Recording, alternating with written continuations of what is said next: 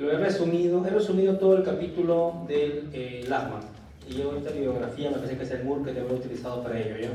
Entonces lo que van a ver ahí son algunos párrafos importantes que son considerados textos clave para que puedan interpretar de forma adecuada la neurología del sistema nervioso central, ¿no? Y por ende también todo el tema relacionado con las patologías que pues tienen que ver con las malformaciones que seguramente lo van a ver esta semana que viene. Esta diapositiva no está no es del Lachmann, ¿ya? Pero lo que acá ustedes van a encontrar es que en la tercera semana, por ejemplo, del desarrollo embrionario van a desarrollar el tubo neural, ¿no? Y ya van a ver cómo el tubo neural se va a dar por el plegamiento de las hojas de la placa neural, ¿no? A partir de la cuarta semana aparecen unas vesículas, que es en este caso el prosencéfalo, mesencéfalo, romoencéfalo y bueno, ya en la parte final ya la médula espinal, ¿no? Para luego a la quinta semana diferenciarse. Esto lo vamos a ver en detalle conforme vamos a ir avanzando en la clase, ¿no? Y acá, por ejemplo, ustedes van a encontrar que el prosencéfalo se divide en dos: telencéfalo, diencéfalo. El mesencéfalo sigue como mesencéfalo y el romoencéfalo pasa a ser por un lado metencéfalo y mielencéfalo, ¿no? Y así, a la sexta semana ya comienzan a dividirse cada una de las estructuras cerebrales, ¿no? Entonces acá vamos avanzando siempre de menor, de vesículas primarias, luego de vesículas secundarias y finalmente las estructuras ya diferenciadas del sistema nervioso central. Y como les dije, todo esto lo vamos a ir revisando de a poco, ¿ya? Bien, entonces el sistema nervioso central como tal, como ustedes ya lo han visto, aparece alrededor de la semana 3, ¿correcto? Y esto se da por un engrosamiento del ectodermo en la placa neural. Como ustedes van a ver, estas dos placas, perdón, se van a ir fusionando y la fusión se va a dar pues en el sentido cervical, ¿no? Y continúa a nivel cefálico y caudal, o sea, de arriba hacia abajo, ¿ya? De tal manera que al centro va a producir un orificio, ¿no? Y por ahí pues va a ser lo que es la parte central de la médula espinal, ¿ya? En la parte inferior evidentemente, ¿no? Acá tenemos algo adicional que dice sus bordes laterales se elevan para constituir los pliegues neurales. Van a encontrar entonces obviamente dos pliegues neurales, un pliegue neural hacia arriba que es el pliegue neural superior y posiblemente ahí es donde también van a encontrar una estructura que va a formar el neuroporo anterior hacia la parte cefálica y el neuroporo posterior hacia la parte caudal o inferior, ¿ya? Los extremos abiertos del tubo neural van a constituir los neuroporos que les expliqué y alrededor pues de el cierre del neuroporo posterior va a ocurrir 3 días después del cierre del neuroporo anterior. El neuroporo anterior, que es la parte superior, se va a cerrar alrededor de arriba hacia abajo a partir del día 25 en promedio. Entonces el neuroporo anterior se cierra en el día 25 y 3 días después se cierra el neuroporo posterior. Esto es la embriología completamente normal, en la cual no va a haber ningún tipo de problemas congénitos o genéticos. Recuerden ustedes que para el debido proceso de formación del sistema nervioso central importa mucho que la madre esté con un adecuado estado fisiológico, quiere decir de que tiene que estar con los nutrientes debidamente adecuados. Uno de ellos viene a ser el ácido fólico. El ácido fólico tiene que ver mucho con las estructuras anómalas del sistema nervioso central. Por lo tanto, toda gestante es indispensable que tenga un suplemento de ácido fólico como tal, ¿no? Aquí, ustedes lo que van a ver en esta gráfica, por lo menos, van a encontrar las estructuras, este es el Lachmann, en el cual van a encontrar estructuras como el telencéfalo, el diencéfalo, mesencéfalo, metencéfalo y finalmente los ventrículos, ¿no? En este caso el tercer ventrículo, el techo del corto ventrículo, ¿no? Que es todo esto constituye el romoencéfalo, ¿no? Estas son las estructuras primarias, primitivas, y de acá se van a diferenciar las siguientes, tales como los hemisferios cerebrales, tales como el tálamo, el hipotálamo, la hipófisis, tales como el cerebelo, el puente, etc., ¿no? Aquí lo que ustedes también van a poder apreciar es pues que todo lo que está resaltado de negro es lo que posiblemente va a ser más importante, ¿no? A ver, aquí por ejemplo van a encontrar que tiene las vesículas primarias, ya lo explicamos en su momento inicial. Prosencéfalo, cerebro anterior, mesencéfalo, cerebro medio y romoencéfalo, cerebro posterior, ¿no? A la quinta semana del desarrollo se van a formar las vesículas secundarias, ¿no? Luego, en la cavidad del ventrículo, en la cavidad del romboencéfalo, ahí va a aparecer lo que es el corto ventrículo. Y el corto ventrículo, pues, es importante. Recuerden ustedes que en los ventrículos es donde vamos a tener los plexos coroideos. Y los plexos coroideos son los que van a formar el líquido cefalorraquídeo. La cantidad de líquido cefalorraquídeo que se forma aproximadamente en un día es alrededor de 400 centímetros cúbicos. Entonces, es importante que este líquido cefalorraquídeo esté siempre circulando por las cavidades cerebrales y este líquido cefalorraquídeo cumple con la función de amortiguamiento. Entonces es indispensable porque me permite amortiguar el cerebro de los impactos y los golpes. ¿Ya?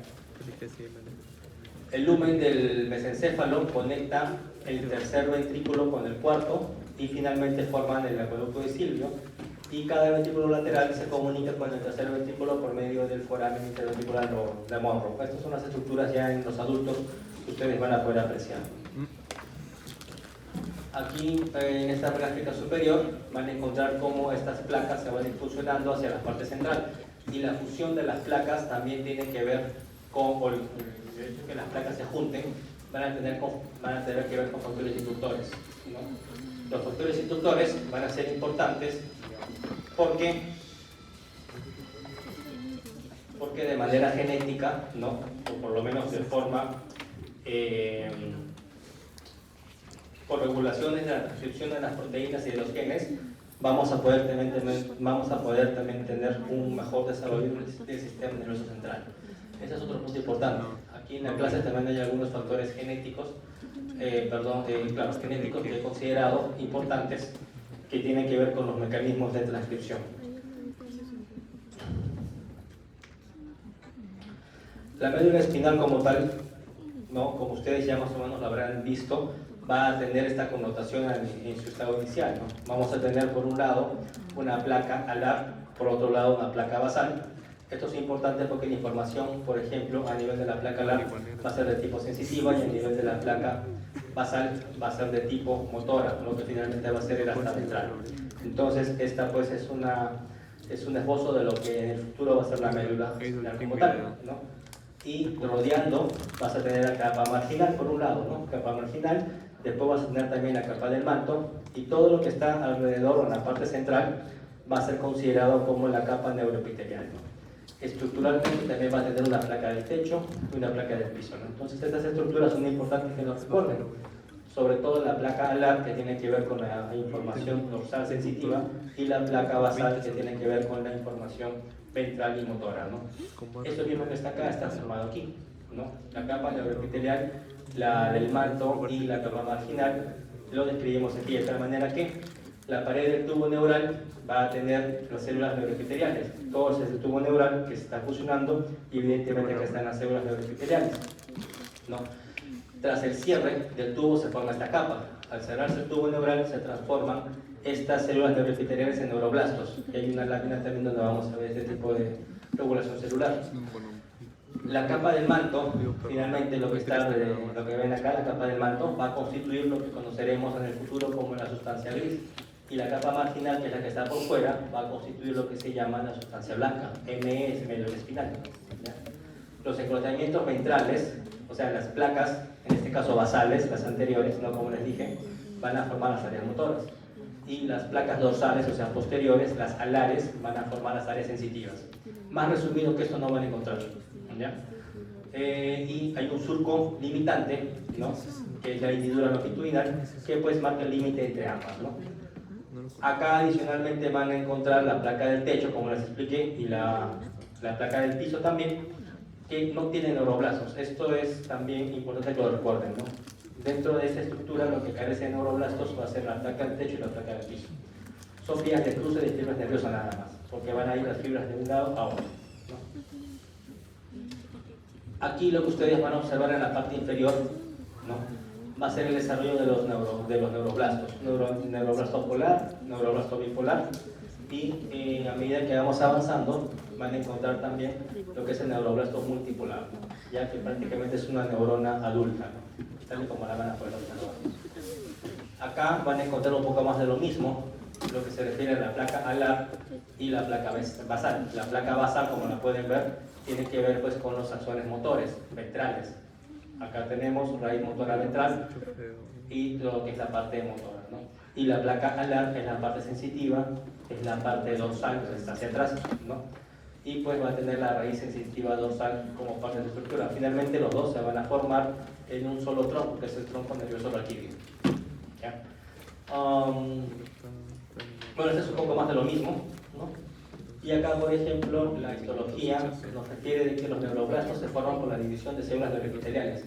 Es cierto, el neuroblasto originalmente, toda esa estructura que vimos en el tubo neural, va a formar los que van a venir de las células neuroepiteliales, ¿no? Estos neuroblastos, ya como ustedes saben, las células del sistema nervioso central dejan de reproducirse, entonces ya no se van a reproducir. Entonces estas células, los neuroblastos, ya no pueden dividirse, ¿no? Y los axones de las neuronas de la placa basal van a atravesar la capa marginal y de manera conjunta van a formar la raíz ventral motora, lo mismo que les he dicho acá, ¿no? Y los axones de las neuronas del asta dorsal sensitiva, me repito nuevamente, lo resaltado significa, o por lo menos es lo más importante, asta dorsal sensitiva, placa alar, va a penetrar en la capa marginal de la médula y se dirigen hacia los niveles más altos o más bajos para convertirse en lo que en el futuro van a ser llamados las placas de asociación.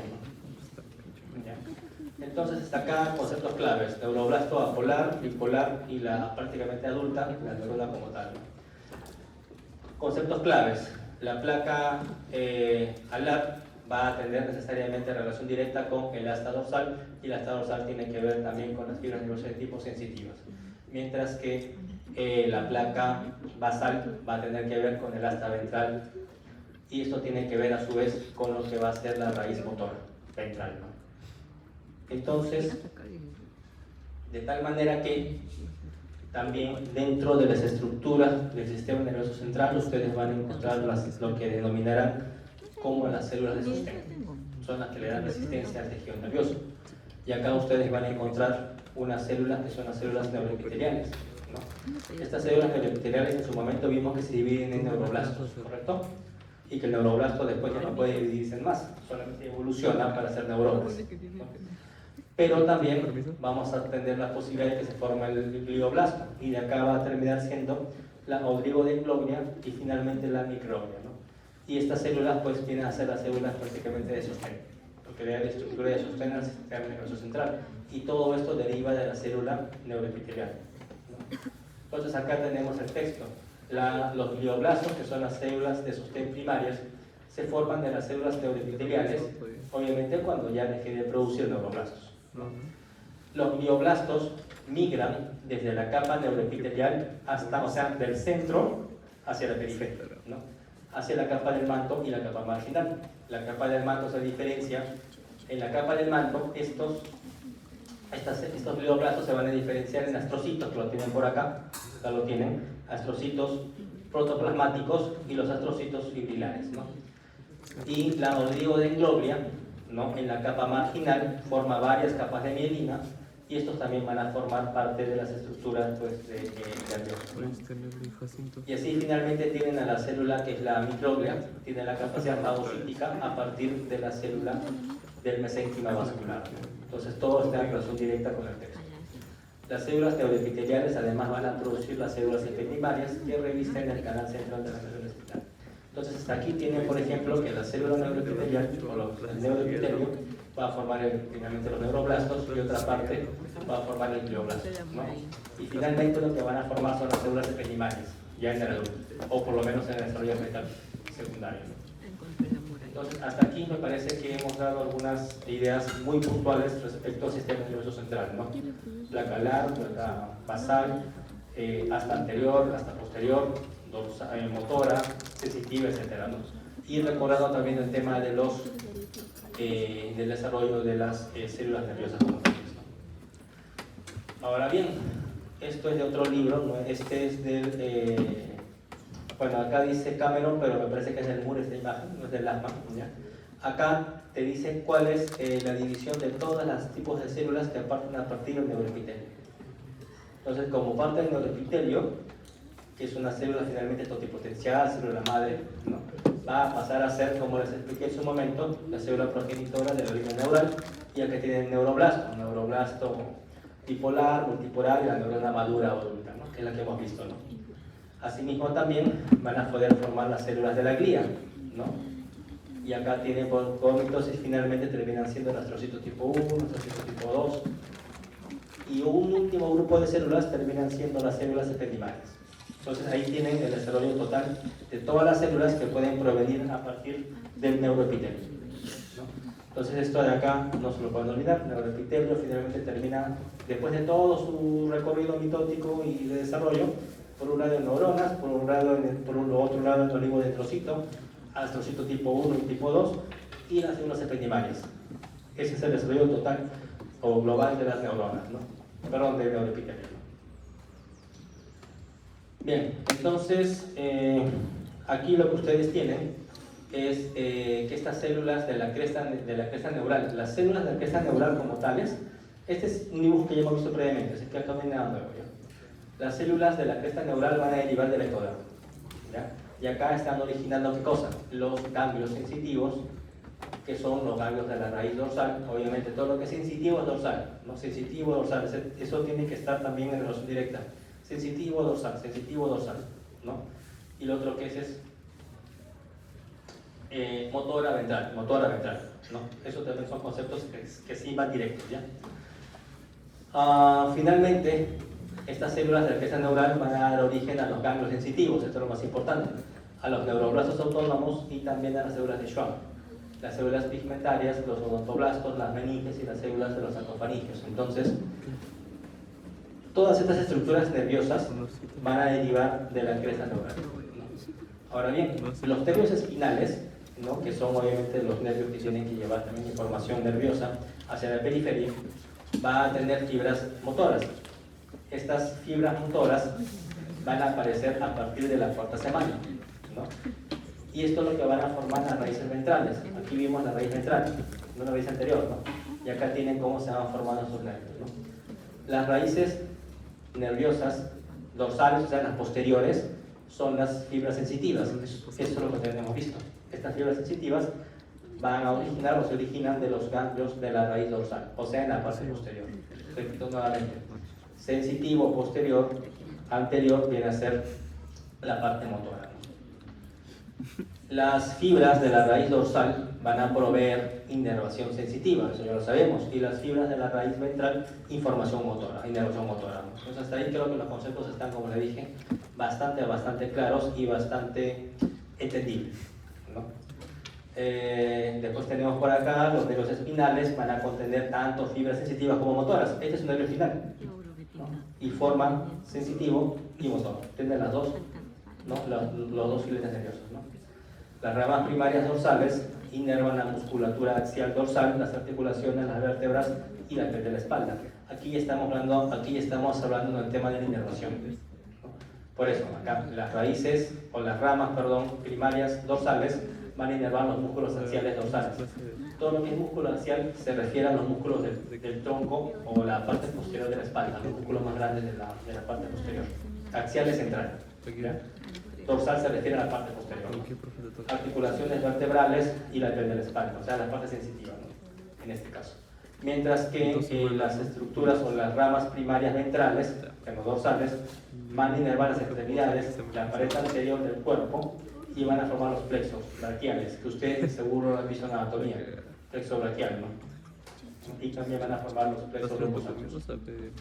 ¿Por qué? Porque estos plexos ventrales son de tipo motor, ¿correcto? El motor. Bien, aquí solamente es para que recuerden un poco de cómo se desarrolla la columna vertebral, sobre todo en la parte inferior a medida que vamos avanzando, ¿no? En la edad gestacional, ¿no? Entonces, en su inicio, por ejemplo, van a ver cómo estos filetes nerviosos son pues bastante paralelos en relación al eje de la columna vertebral. A medida que vamos desarrollando, pues estos filetes nerviosos se van a ir estirando, ¿no?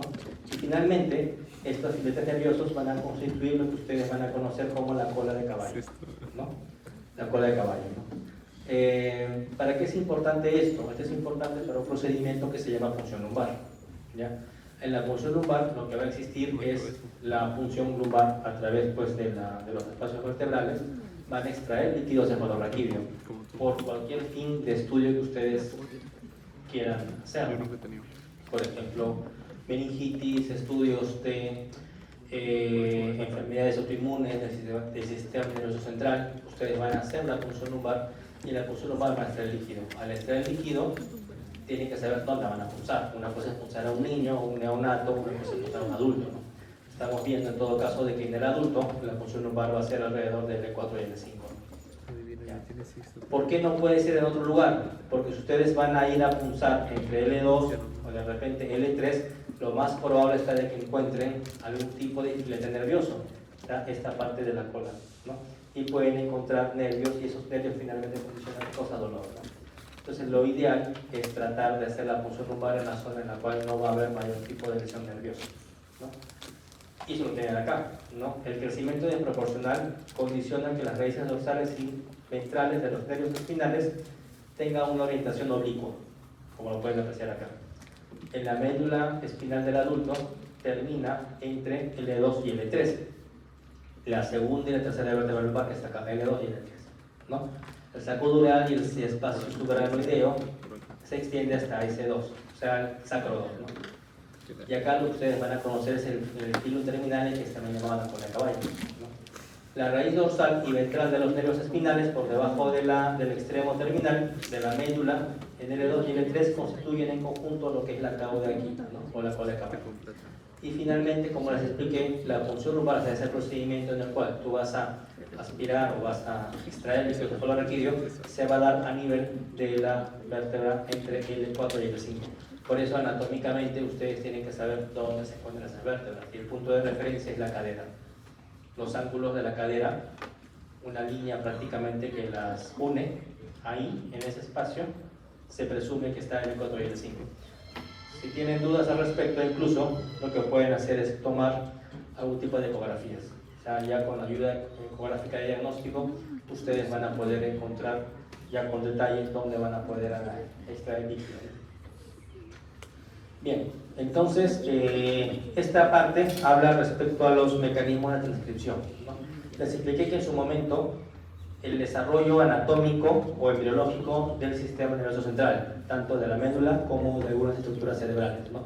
Ahora lo que van a ver es pues de que para que estos pasos se den en forma secuencial, sin alteración de ninguno de ellos, va a requerir de estos factores de diferenciación, en este caso de la médula espinal, ¿ya? ¿Qué cosa es lo que van a encontrar acá? Dos términos claves. Uno que es el factor de crecimiento transformante beta y otro que es el sonic headcoat, que es el SHH, ¿ya? La regulación de ambas me va a permitir desarrollar y que se fusionen las placas, ¿ya? Entonces van a haber gradientes. Gradientes es o uno está de más y otro está de menos, o es sentido inverso. Estas gradientes van a poder permitir el desarrollo del sistema nervioso central. Esto requiere ácido fólico. Por eso es un requisito tener ácido fólico para que se dé una adecuada inducción y transcripción o tengas una adecuada regulación molecular. Aquí lo que vas a encontrar también son las proteínas morfogenéticas, BPM, que son de los tipos 4 y 7 y son producidas por el ectodermo. Sin embargo, la proteína 4 lo que va a hacer es producir la 5 y la 7. La activina, la dorsalina de la placa del techo y forma circulante. Esto también obviamente, aunque en menor grado, nos sirve también para poder tener un desarrollo nervioso central adecuado y óptimo, ¿no? Este punto es importante. Estas gradientes, o sea, esta gradiente del TGF, beta y del SHH, estas gradientes van a activar a factores de transcripción que regulan la diferenciación de las neuronas sensitivas y motoras, ¿ya? Y acá viene la gradiente. ¿Qué pasaría si tengo alta concentración de los factores beta y disminuidos el SHH en el tubo neural, en el tubo dorsal neural? Se activa ¿qué cosa? El PAX3 y el PAX4. De repente lo han visto en biología, ¿ya? Pero cuando se activan, van a controlar la diferenciación ¿de quién? De las células sensitivas. El sentido contrario me va a dar la diferenciación o la formación de las neuronas motoras. Quiere decir que tengo que tener alto SHH y bajo factor de crecimiento beta, ¿correcto? Entonces, estos mecanismos de gradientes son las que me permiten desarrollar o el lado posterior siendo sensitivo o el lado anterior siendo motor. ¿Ya? En la región donde existen concentraciones un poco más bajas de SHH y más altas de nuestro factor beta, se induce la expresión del NKX61 y el PAC6, y estos van a controlar la diferenciación también del asta ventral motora. Entonces, estos factores de regulación son importantes que lo tengan en cuenta. ¿Por qué? Porque estos dependen del consumo de ácido fólico. ¿Ya? Y por eso está de que tú puedes o no puedes cerrar la columna vertebral, vas a tener meningocele, vas a tener la meningocele, o la encefalia, o todas las malformaciones que ustedes habrán podido de repente haber notado. Esto es un poco de lo que hemos estado conversando. La SHH se forma en la notocorda, que acá lo tienen. ¿Ya? Aquí, la notocorda va a producir la SHH, el sonic lo va a producir la notocorda. ¿Y qué es lo que va a hacer? Va a inducir el plegamiento de la placa neural. Induce el plegamiento. De tal manera que, ¿no?, al inducirlo, se van a difusionar. Por eso les digo que es importante que lo tengan en cuenta, ¿no? La placa del techo también produce SSH, mientras que la placa del techo produce el BMP, ¿no? Y acá tienen también, para variar, algunos factores de transcripción, el PAX3 y el PAX7, ¿no? Obviamente estos actúan sobre la placa LAR, y sobre la placa basal va a actuar el PAX6, que deriva del SHH, ¿no? Entonces aquí van a ver cómo la regulación hace que esta finalmente médula de inicial se vaya, pues, fusionando sus bordes, ¿no? Entenderán por qué es importante esto para el desarrollo del feto, porque si no se fusiona, la médula queda por fuera abierta, y eso se llama mielomeningocele, o como otro nombre, ¿no?, o meningocele, ¿no? ¿Correcto? Aquí solo es del MUR, no es del AMA, ¿no? Si no me equivoco es del MUR, ¿ya? Aquí lo que van a ver son todos los factores de las células progenitoras y los factores de transcripción. Estos que están hacia la parte en verde van a ser estimulados por el SHH, que es el sonic que es producido por la notocorda, ¿no? ¿Por qué es importante esto? Porque obviamente de la regulación de ambos va a permitir que el desarrollo del sistema nervioso central sea en condiciones adecuadas y óptimas, ¿no? Entonces, este es un punto importante que nos tienen que recordar. ¿Qué no tan hechos? Y acá viene, casualmente, aprovechando la diapositiva previa, cuáles son los efectos del cierre del tubo neural. Y acá lo tienen, ¿ven? Cuando no se cierra, obviamente queda abierto, y cuando queda abierto puede ser espina bífida oculta, puede ser meningocele, cuando solamente está, pues, el espacio supraranoideo por fuera, y el mielomeningocele cuando está, pues, el espacio supraranoideo junto con la médula por fuera, ¿no? Y puede haber una capa de piel, ¿no? Y obviamente las variaciones se van a encontrar la retisquisis, ¿no?, como tal, que puede ser invaginada o puede ser como un tejido superpuesto, ¿no? Derivan del cierre anómalo de los pliegues neurales entre la tercera y la cuarta semana. Recuerden que estos métodos, que estas enfermedades por mala fusión del sistema nervioso van a poder ser diagnosticadas por ecografía, ¿no? Entonces las ecografías sensibles posiblemente van a estar en relación a la semana 7, 8, mejor dicho, yo diría que hasta 10, ¿no? Recuerden que las primeras ecografías solamente nos van a permitir observar la vitalidad del producto, pero no vamos a poder diferenciar si está funcionando todo su sistema nervioso central. Todavía es muy precoz para poder observar. ¿Ya? Entonces, obviamente estos efectos pueden afectar meninges, vértebras, músculos y piel, ¿no? Y esto va a depender, pues, de la prevalencia de algunas poblaciones, ¿no? Hay algunos países en los cuales el consumo de ácido fólico no es obligatorio, y por lo tanto esto, pues, tiende a estar más propenso a, ¿no?, presentarse. La espina bífida, como tal, afectan la región espinal, y acá lo que van a encontrar es separación de los arcos vertebrales, ¿no?, y puede no haber tejido pues, neural. Y tiene la espina bífida oculta, la cual está cubierta pues, por piel y por estructuras vellosas, ¿no?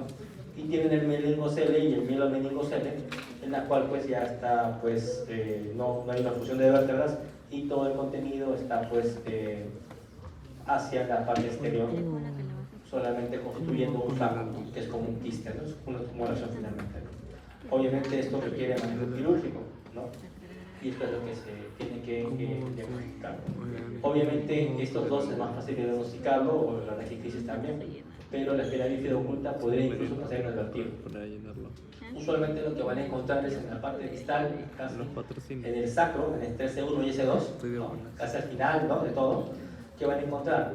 Van a encontrar pues una estructura, ¿no? Vellosa, inclusive hasta un espacio, un agujero, que no es común, ¿ya? Entonces eso es lo que pueden pensar de que tiene una espina bífida oculta. Obviamente esta espina bífida oculta, al ser oculta, no da mayor tipo de inconvenientes en muchos de los casos, porque recuerden de que eso es bien abajo, es S1 y S2. Bien, entonces acá tienen, ¿no? Por ejemplo, algún defecto de la columna, van a ver lo que es la espina bífida, ¿no? Grave, porque hay pues, una apertura, ¿no? Y por ahí van a poder apreciar pues, el contenido del sistema nervioso central. Ahora, este producto pues, no debería tener más de quizás 25 o 28 semanas por el tamaño que tiene, ¿no? Entonces fue inviable, obviamente no llegó a aguantar, ¿no? Los efectos graves del tubo neural van a estar relacionados con ¿qué? Con un síndrome o una malformación, que es la malformación de Arnold-Chiari, ¿no? En la cual va a haber, aparte del defecto del tubo neural, también se acompaña de herniación del cerebro por el foramen magno. Entonces posiblemente esto es lo que lo va a matar, ¿no? Cualquier tipo de hernia a nivel del cerebro, ¿no? Va a condicionar hipertensión craneana y por lo tanto inviabilidad del producto, ¿no? En el adulto también ocurre lo mismo, pero por factores posiblemente más tumorales o de traumatismo de cráneo, ¿no? Aquí ustedes van a tener que la espina bífida oculta se diagnostica por ecografía en la semana 12. O sea, se produce en sí a partir de la semana 4 o 5, porque no hay una buena fusión. Pero ustedes lo van a poder diagnosticar por ecografía y dependiendo del ecógrafo, en esta literatura en la semana 12. En lo particular podría ser en la semana 10 u 11, o sea, un poco antes. Pero de por sí, las posibilidades de cirugía están. Si es una espina bífida, puede operarse incluso durante la etapa uterina. Eso es lo importante del diagnóstico precoz. Por eso siempre se les dice en clases, ¿no? Lo que importa es la ecografía, pero no solamente la ecografía para ver pues el latido del corazón o para ver pues el líquido amniótico o el grado de la placenta. La ecografía también es sumamente importante, sobre todo las fetales, las tridimensionales, el 4D, para ver la estructura del producto en sí, ¿no? Y su funcionamiento, ¿ya?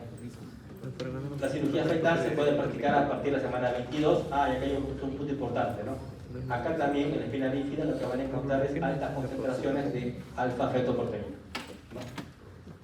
Existen otros tipos de causas, ¿no? Hipertermia, ácido valproico. El ácido valproico se consume mucho en relación a ¿qué? A pacientes con convulsiones, ¿no? Los pacientes epilépticos pueden consumir ácido valproico, los que tienen dolores neuropáticos también. Hipervitaminosis de tipo A, particularmente si alguien toma mucha vitamina A, lo cual es poco probable, puede tener este tipo de problemas, así como también cualquier producto teratogénico. Recuerden que los productos teratogénicos van a estar en relación a ¿qué? Van a estar en relación a malformaciones fetales, son teratogénicos, van a pues producir daño fetal. Y acá hay otro término también que tienen que recordar, y es que para nosotros prescribir algún tipo de medicación a las gestantes tenemos que recurrir al inserto del producto y ya con un poco más de experiencia posiblemente ya van a tener ustedes una clasificación de qué medicamentos pueden o no pueden recibir. De los antibióticos más comunes, por ejemplo, la ciprofloxacina no se puede dar en gestantes o no se recomienda dar en gestantes, por lo menos no de inicio, ¿no? Porque puede tener problemas o de defecto de crecimiento, de deformación, ¿no? Y así como tal hay una serie de productos de ranitidina, omeprazol, o sea, medicamentos comunes y corrientes, ¿no? Cotidianos, ¿no? que pueden traer problemas de formación fetal.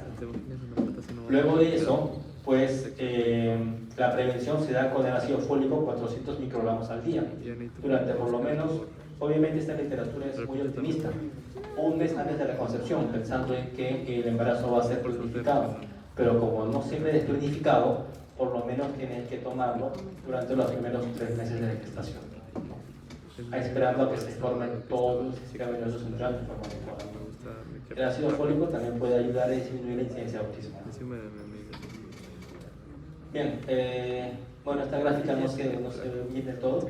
Esta es la inicial que vimos en relación al desarrollo del tubo neural y a las vesículas, tanto primarias, secundarias y después las estructuras finales ya del adulto como tal. Y acá solamente es para que vean un poco más del desarrollo del cerebro, con sus vesículas primarias de inicio, luego las secundarias y posiblemente pues aquí ya tenemos el desarrollo de cada una de las estructuras, ¿no? Entonces, acá vamos a empezar con el romancéfalo. El romancéfalo, ¿no? Se caracteriza porque va a tener una estructura que se llama el diencéfalo y también el metencéfalo, ¿correcto? Eso va a derivar de ellos, ¿no? El diencéfalo va a dar origen al bulbo, no al bulbo raquídeo como tal, y este también va a tener placa, así como la médula tiene su placa basal y su placa alar, este también va a tener su placa basal y su placa alar. Pero acá la diferencia está de que le cambiamos el nombre. Acá hablamos ya de la placa basal y acá hablamos de grupos eferentes. Y en la placa alar hablamos de grupos aferentes. Todo lo que es aferente es sensitivo. Aferente es lo que lleva. Eferente es lo que sale. Entonces, lo motor sale. Las respuestas salen. Lo sensitivo tiene que entrar, que viene de la periferia. Entonces acá ustedes van a encontrar términos como grupo eferente visceral, grupo eferente visceral general, lateral, intermedio o somático medial, y tienen que ver con la placa basal. Y recuerden que eferente es de respuesta, y lo que es respuesta es motora, ¿ya? Y si es motora tiene que ser respuesta de tipo ventral, ¿no? Y lo que tiene que ver con la placa alar son los núcleos sensitivos, y acá tenemos a los núcleos aferentes. Aferente, como les dije, es lo que va a llegar, la información que llega hacia nosotros. Somático, espinal y visceral general, ¿no? Entonces los nombres pueden confundir, pero esa lógica es la que tienen que entender para poder más o menos interpretar qué es lo que viene después, ¿no? Acá es un dato importante, pues está en negro también, la placa del techo del mielencéfalo contiene la tela coroidea y finalmente va a formar el plexo coroideo, y porque es importante, porque produce líquido, sea color raquídeo. Eso es importante, ¿no? Acá tiene el metencéfalo y acá tenemos dos estructuras, el cerebelo y el puente. El cerebelo, finalmente, la estructura como tal va a aparecer alrededor pues, de las placas alares, ¿no? Y a las 12 semanas va a aparecer la vermis. La vermis es la parte central del cerebelo, ¿no? Para los que más o menos por anatomía. Y va a formar también las regiones laterales, ¿no? La parte más primitiva del cerebelo va a estar dada por el lóbulo flóculo nodular. Entonces, hasta ahí, por ejemplo, lo que ustedes van a encontrar es que esta estructura cerebral, o cerebelosa mejor dicho, va a darse a través del metencéfalo. Y luego tienen el puente, y el puente va a tener también estructura similar a la médula, y también obviamente al mielencéfalo, que es el que le continúa, ¿no? El puente, por ejemplo, van a encontrar acá que tenemos el puente basal y el puente alar. El puente basal tiene sus grupos eferentes, ¿correcto? Igual relación con el mielencéfalo. Y el grupo, las placas alares van a tener los grupos eferentes, igual relación también con el mielencéfalo.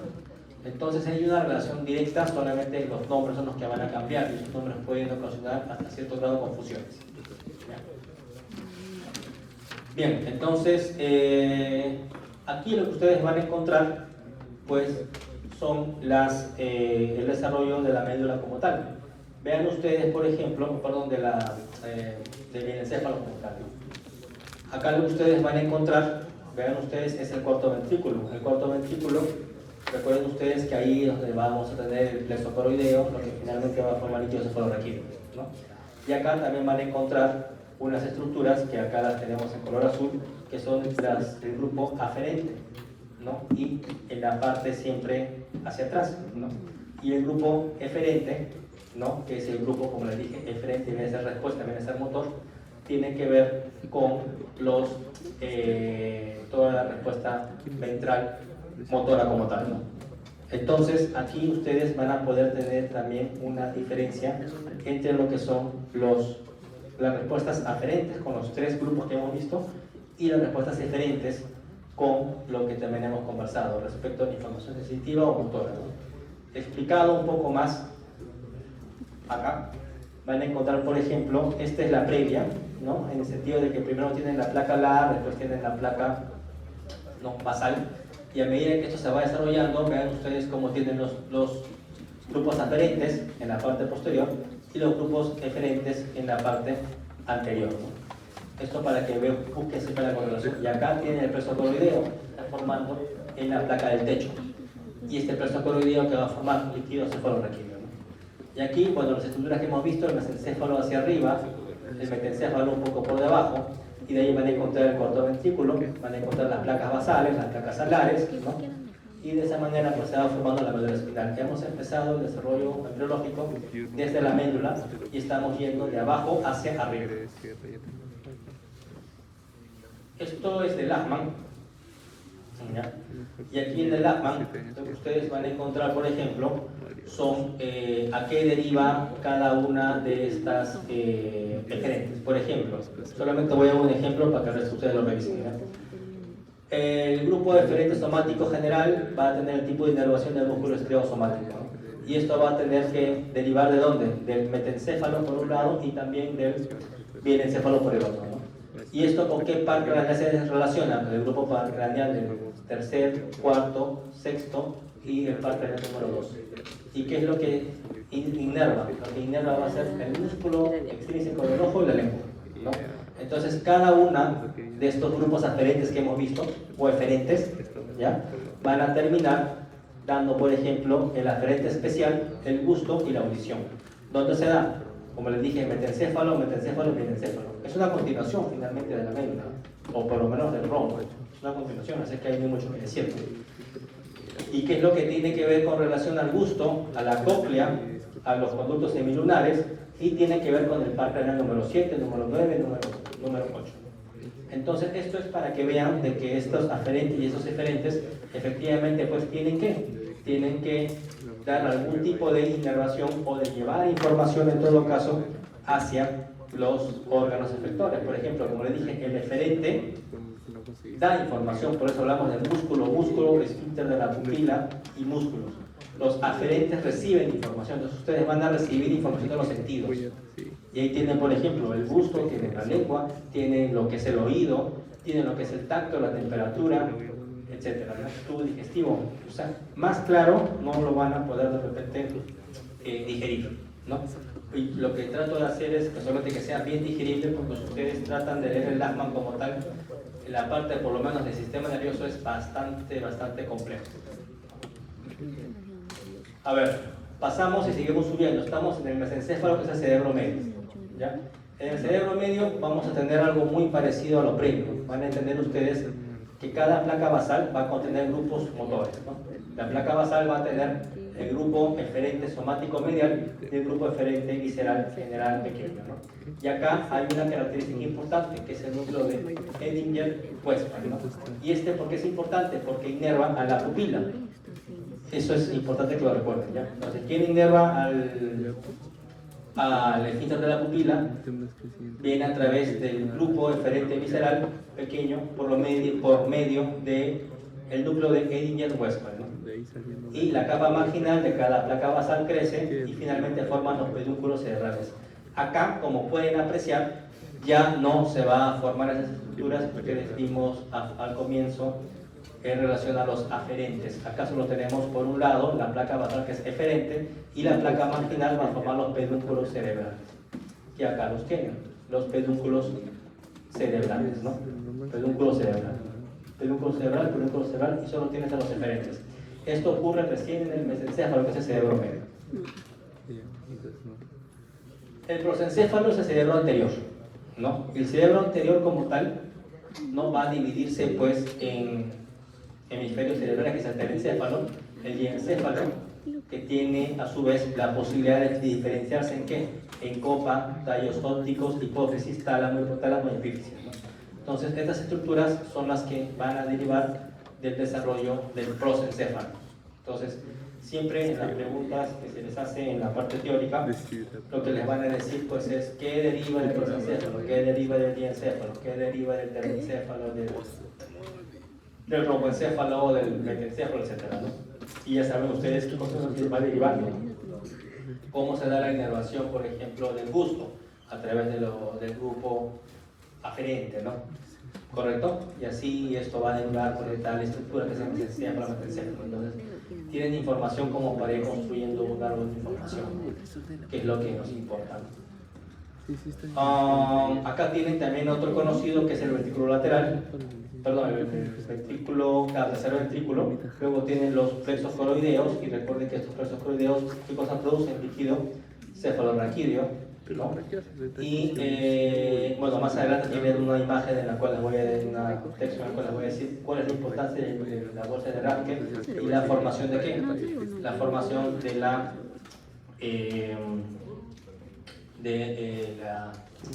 la hipófisis. Bien, y acá continuamos avanzando y ya estamos en el diencéfalo, ¿no? El diencéfalo, como tal, va a tener una placa del techo y epífisis y una placa alar que va a formar, finalmente llamaremos como tálamo e hipotálamo. Entonces, esta placa del techo va a tener células ependimarias que van a estar debidamente vascularizadas, va a dar origen al plexo coroideo, que es el ventrículo, y la parte más caudal, o sea, más hacia abajo, va a formar el cuerpo pineal o de epífisis. Más claro, o resumido, no puede ser. En la placa alar van a entender ustedes a la formación del tálamo y del hipotálamo, ¿no? Forman las paredes laterales del diencéfalo. Van a encontrar también el surco hipotalámico que va a dividir al tálamo, el dorsal, y al hipotálamo en la parte ventral. Todas estas estructuras tienen que ver con el pasaje de las fibras nerviosas.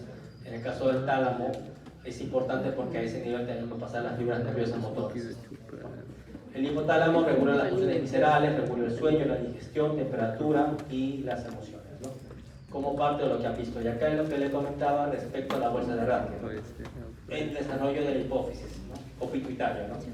Todo se produce a partir del ectodermo, una imaginación del ectodermo, finalmente condiciona ¿qué cosa? La bolsa de Rathke. Esta bolsa de Rathke, ¿no? Lo que va a hacer finalmente es constituir la hipófisis. Y tenemos en todo caso que las células de la pared anterior de la bolsa de Rathke tiene unas células anteriores y posteriores. Las anteriores van a formar a la hipófisis y las posteriores van a formar la parte intermedia. El infundíbulo del tallo el infundíbulo da origen al tallo y también da origen a la parte nerviosa. Y esto es lo que ustedes conocen como el lóbulo posterior de la hipófisis. Entonces, ahí también lo que van a encontrar es cómo se desarrolla la hipófisis a través de la bolsa de Rathke, por medio de sus células anteriores, posteriores, etc. Un momento, por favor.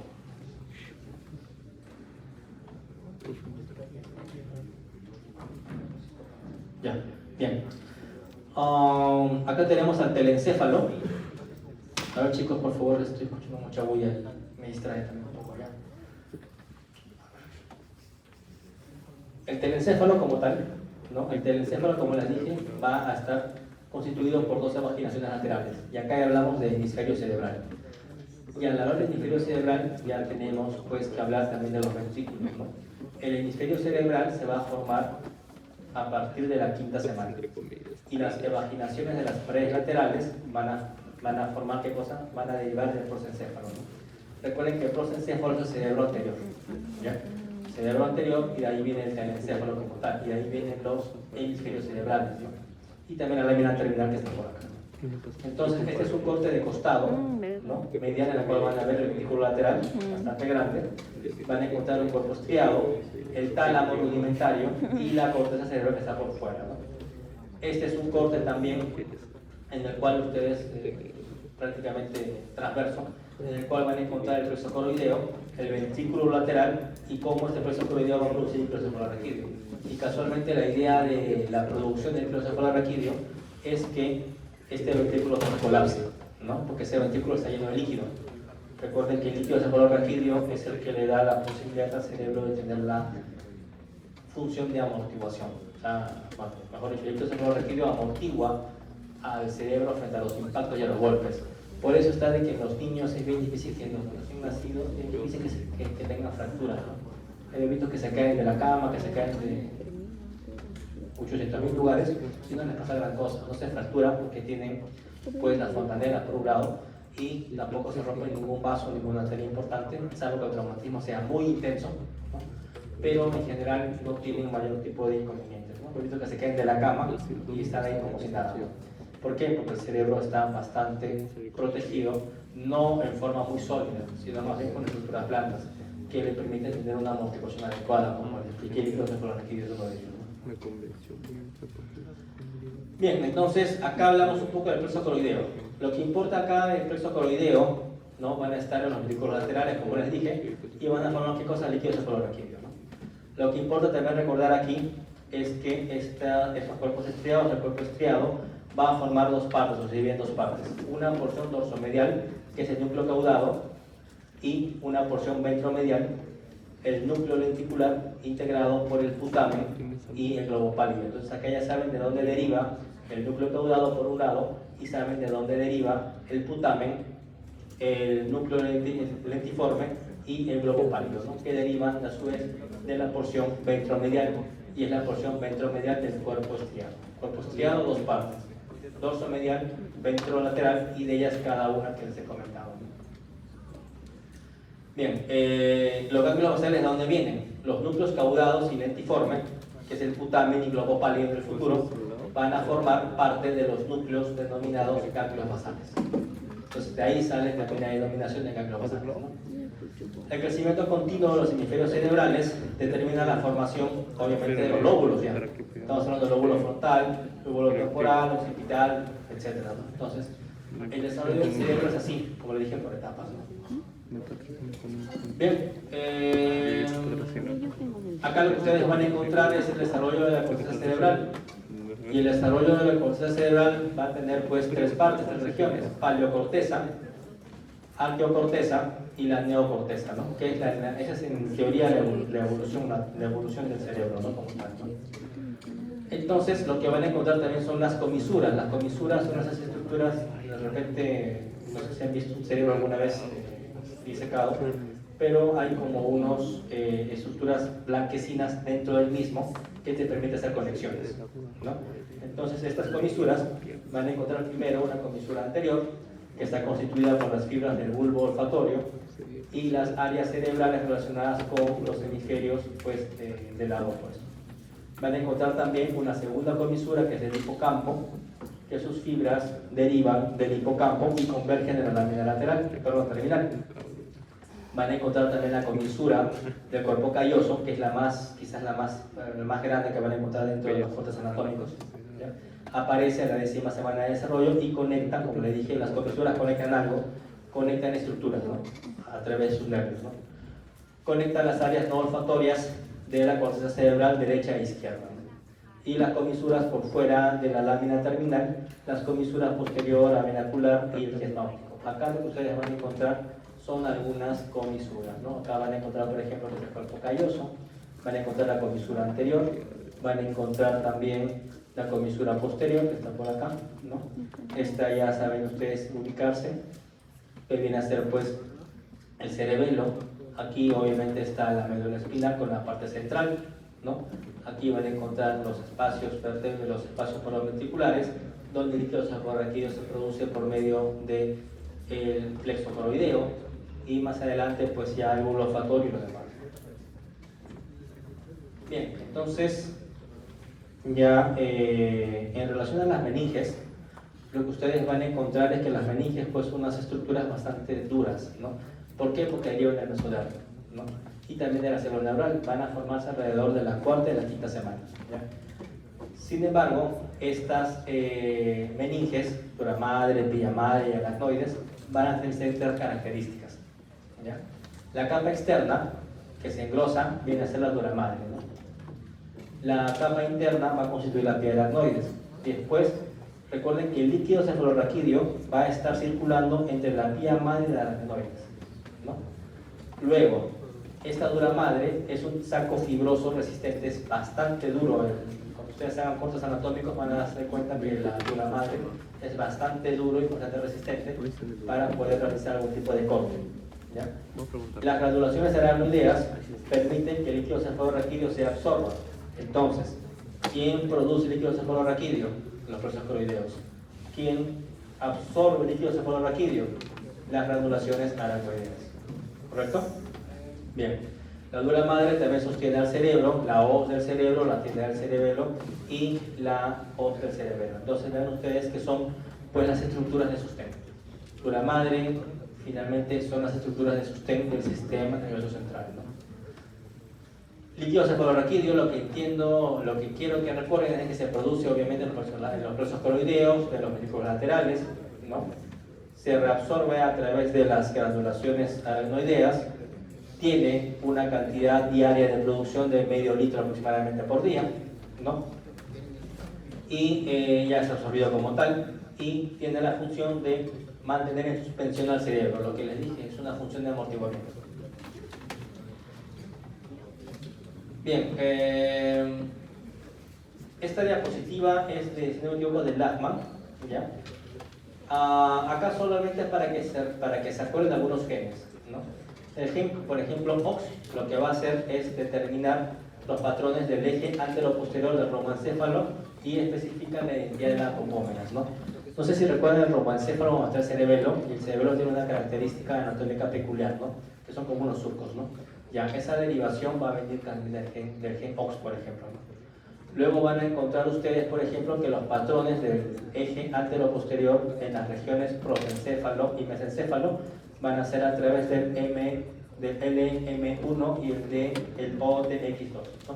Todos estos son genes, por si acaso, así que el nombre ya lo tenemos así como tal, ¿no? ¿Ya? ¿Qué más me importa que recuerden? Esto ya lo conocemos, el SHH, que es el Sonic, ¿ya? El Sonic es secretada por la placa, bueno, en este caso por la protocorda, también la placa precordal, ¿no? Y lo que van a hacer es ventralizar las áreas del prosencéfalo y del mesencéfalo. Otro que quiero que recuerden es el romoencéfalo tiene 8 segmentos, ¿no? El cerebelo en sí, como hemos dicho, las romómenas que muestran patrones de expresión variables de los genes de homosecuencia de la clase del gen en general, lo único que recuerden de esta diapositiva es de que tenemos genes que van a regular esta formación. Uno de ellos es el gen OX, que tiene que ver con las romómenas, tienen que recordar también el SHH, que tiene que producirse en la notocorda, y pues va a ventralizar lo que es las áreas del prosencéfalo y del mesencéfalo. Quiere decir que estos genes tienen que ver también con la estructura espacial de cómo el cerebro se va ubicando como tal, de su desarrollo como tal, ¿ya? Eso es nada más para que lo recuerden. ¿Ya? Acá tienen, por ejemplo, retinoides y la importancia, ¿no? Los retinoides en general están agrupados en vitaminas que forman parte de la vitamina A, ¿no? Entonces, los retinoides van a producir o van a estar implicados, van a desempeñar un papel relevante en la expresión de este gen OX, ¿no? De tal manera que el exceso del ácido retinoico va a desplazar en dirección anterior la expresión de los genes OX y hace que las romómenas en posición más craneal se diferencien en otras de tipo más caudal. Quiere decir que el exceso de vitamina A causa problemas cerebrales, ¿correcto? En las romómenas. ¿Ya? Esa es la idea que quiero recordar, ¿no? Así como también el déficit de vitamina A, de ácido retinoico, va a determinar la formación de un romoencéfalo pequeño. Entonces, ácido retinoico, romoencéfalo pequeño, o en su defecto un poco más grande de lo normal, pero obviamente ya con alteración anatómica propia, ¿no? Bien. Esto es un poco más de lo mismo, ¿no?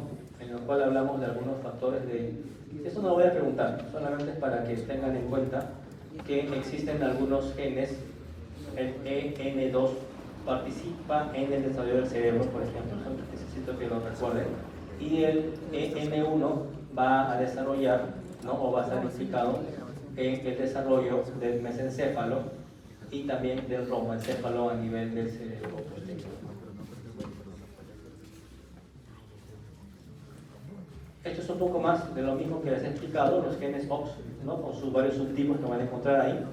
y cómo cada uno de estos, por ejemplo, zonas de las rombómeras se van a ir diferenciando.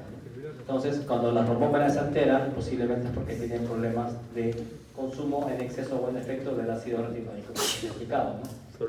Y cada uno de estos colores va a estar, pues, va a tener una relación directa con algún tipo de los genes inductores, ¿no? Por ejemplo, acá van a encontrar que el SSH está bien anterior, porque tiene que ver con el plegamiento del asta, de la placa neural, ¿no? Eso es importante, ¿no? Bien, y ya con estas vamos a ir avanzando en relación a la previa, en relación a los nervios craneales, ¿no? Acá ustedes van a encontrar los nervios craneales que van a ir saliendo. Bueno, obviamente esta es una imagen muy rudimentaria del desarrollo cerebral, pero los nervios craneales como tales van a producirse a partir, o van a formarse a partir de la cuarta semana, ¿no? Y están en todos los núcleos. Acá tienen los 12 nervios craneales, ¿no? Todos van a derivar del tallo cerebral, excepto ¿quién? El nervio olfatorio y el nervio óptico, ¿no? El fúculo motor se forma fuera del neuroencéfalo. Los centros de proliferación en el neuroepitelio establecen 8 segmentos diferenciados, y vimos que son las rombómeras, que está en la diapositiva previa, que están las rombómeras, ¿no?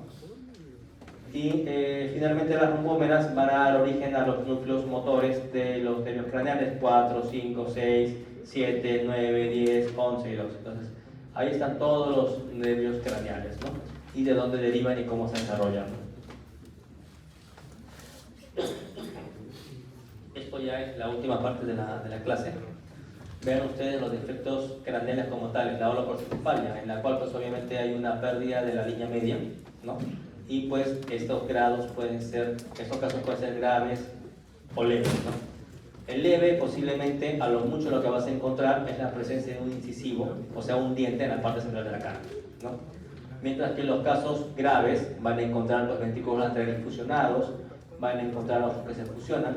Recuerden de que todo es simétrico en el cuerpo, entonces el cerebro en sí es simétrico, y la simetría del cerebro va a depender de los genes, del HOX, ¿no?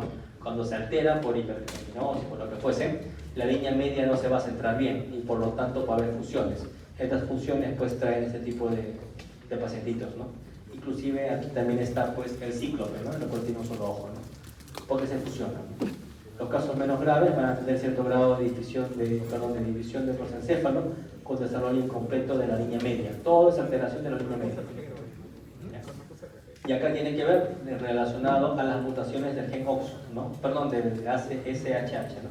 Que es el gen que regula el establecimiento de la línea media ventral del sistema nervioso central, ¿no? Entonces acá ya tiene la importancia, por un lado, en las rombómeras del OX y del sistema nervioso central por el SHH, ¿no? Que es el sueño, ¿no? El síndrome de Smith-Lemli-Opitz, ¿no? Tiene que ver con la alteración de la producción de colesterol. Y esto que tiene que ver con holoprosencefalia también, ¿no? Entonces los niños van a tener no solamente problemas de colesterol, también defectos craneofaciales en las extremidades. Y algunos de ellos van a contar con holoprosencefalia, ¿no? Autosómico recesivo, perdón, ¿no? En la cual hay una alteración de la 7-dihidrocolesterol reductasa, ¿no? Esto también tiene su mutación en un gen que por acá lo tiene. Bien, y ya esto es un poco más familiar de repente. En el laboratorio de neurología tienen algunos frascos con este tipo de presentaciones. Solo tienen que ir a curiosear y revisarlo, los productos. Ahí están en botellitas, ¿no? El Instituto de Ciencias Neurológicas, que es el Mogrovejo, para los que algún día van a ir a notar allá, ¿no? También tiene lo que se llama Museo del Cerebro. Ahí están todos los cerebros de los últimos 100 años o 200 años que el hospital tiene pues, de desarrollo, ¿no? Por lo menos de los que son más interesantes, ¿no? Desde hemorragias, desde infartos, desde tumores, desde problemas de tipo congénitos, ahí se encuentran disecados, ¿no? Vean ustedes, acá tienen los defectos de nosificación, o sea, no hay un desarrollo del cerebro y por lo tanto, perdón, de la bóveda craneana, en la parte posterior, y por lo tanto vas a tener mielomeningocele o meningocele y mielohidroencefalocele, ¿no? El hueso que más se afecta va a ser el occipital, siempre, ¿no? Porque eso todo es posterior, ¿no? El hueso occipital es pequeño o en todo caso no lo suficiente como para poder tener una adecuada contención de las estructuras cerebrales, ¿no? Si el efecto es grande, el cerebro incluso y el ventrículo van a producir por ese agujero y se van a tender a ir hacia la parte posterior. Y ahí viene el término, mielomeningocele o mielohidroencefalocele, como lo quieran denominar, ¿no? Su estadística es alrededor de 1 de cada 12.000 nacidos, ¿no? Obviamente, nacimientos, estamos hablando de nacimientos nada más, ¿no? Posiblemente su estadística sea mucho más, porque hay abortos, ¿no? Y los abortos, usualmente los abortos biológicos o los abortos no terapéuticos, sino los abortos espontáneos, mejor dicho, se dan en las primeras 4 semanas. Quiere decir que la gestante ni siquiera se dio cuenta que estaba embarazada. O la chica, ni siquiera se dio cuenta que estaba embarazada. Y le vino su periodo nuevamente a las 5 o 6 semanas, pero el producto ya es probable que haya sido también un producto con algún tipo de malformación genética que es incompatible con la vida. Bien, son casos más graves ya de encefalia o encefalia, ¿no? Como pueden ver, no hay un desarrollo de la mitad del cráneo y toda la columna vertebral está completamente pues abierta, ¿no? Tejido necrótico, el tallo cerebral se conserva, así es que este producto posiblemente pues pueda tener la posibilidad de nacer e incluso de emitir durante algunas horas algún tipo de llanto y demás, ¿no? Pero nada más. No tiene reflejo de la dilución, y acá es importante, las alteraciones del sistema nervioso central van a condicionar polidramia. ¿Por qué? Porque el bebito, o el producto mejor dicho, no puede deglutir. Recuerden que el líquido amniótico se deglute, se orina, se deglute, se produce, se deglute, se produce. Entonces, si tengo polidramia, si incremento el líquido amniótico, es porque tengo el esófago partido en dos, ¿no? Como quiera que lo llamen, que de repente lo han visto ya, ¿no? O no está funcionando el esófago, ¿no?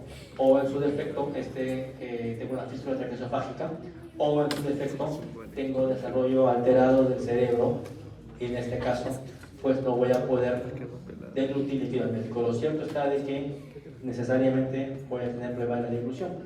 La ecografía la diagnostica, evidentemente, esto es ecográficamente visible, ¿no? Y usualmente se ve en la semana 10 o la semana 12 en el clasificado, ¿no?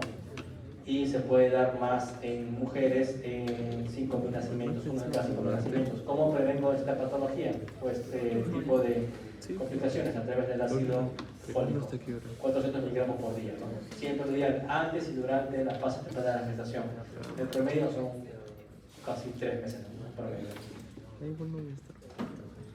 Bien, microcefalia, cerebro pequeño, hidrocefalia, cerebro grande, o perdón, mejor dicho, incremento de la bóveda craneana como tal, no es que el cerebro sea grande, es que el espacio y los ventrículos están aumentados de tamaño, porque en algún punto del circuito de líquido cefalorraquídeo, simplemente dejó de fluir de forma adecuada, y por lo tanto esas obstrucciones generan hidrocefalia, ¿no? Acá, hidrocefalia, tienen acá estenosis acoedectal, ¿no? Quiere decir que el conducto del ciclo se obstruye. Obviamente, si se obstruye una de las rutas, todo el líquido tiende a aumentarse.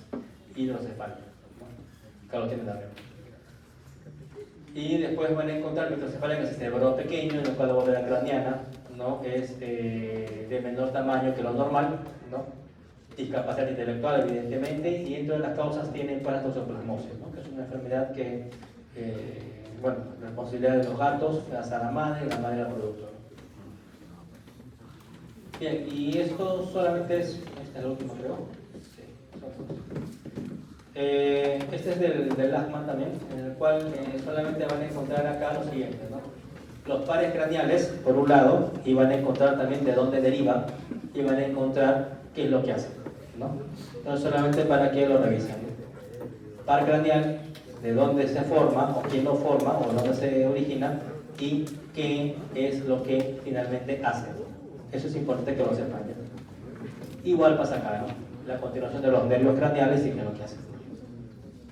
Este es el desarrollo de los nervios periféricos, ya más o menos lo han visto, por ejemplo, que tienen los nervios periféricos, ¿no? La médula espinal, los nervios sensitivos motores, y acá tienen pues algunos plexos, ¿no? Como el plexo solar, el del intestino.